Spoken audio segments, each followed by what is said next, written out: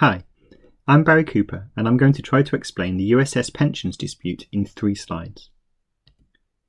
The key question is, are contributions sufficient to pay benefits? We're going to do a simple calculation to show that they are. The total contribution rate from employers and employees is a little over 30% of salary. That's 9% from the employees, you and I, and 21% from employers. The accrual rate for benefits is 1/75th of average salary per year of contributions. So we can multiply the 0.3 from the 30% by the 75 from 1/75th to tell us how many years worth of retirement income that covers. And the answer is 22.5. Now in practice this is paid out as a lump sum of 3 years worth, leaving 19.5 years of retirement covered for each member. Now it's a very simplified calculation, and things like salary and years of service appear on both sides of the equation, and so they just cancel each other out, so you don't need to worry about those. The calculation assumes that assets grow with inflation. That's why we've not had to account for it. Now, for a multi-billion pound pool of assets, such as USS controls, that really is not difficult to achieve in the long term. The USS retirement age is currently 66 and will rise in line with state pension age. Now, even accounting for higher life expectancy for USS members, providing those assets are properly invested, contributions are sufficient to pay the benefits promised. So where does the problem arise? It arises from the forecasts in the valuation when it comes to asset growth. Now, we can see from the black line on this chart that average returns on USS assets have significantly outstripped inflation.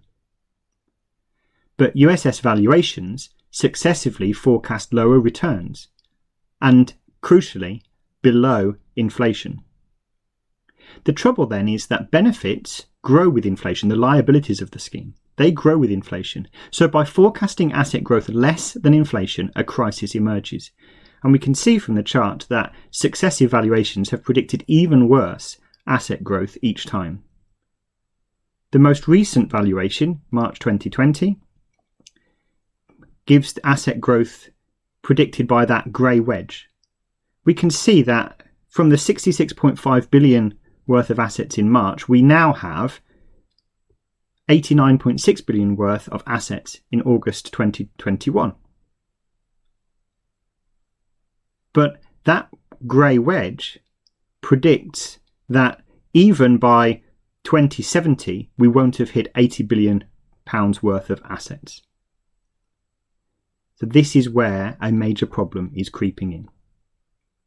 So why is the forecast for asset growth in these valuations so low? It's because forecasts for asset growth are tied to interest rates. Now, for much of the last century, that's not been a major problem.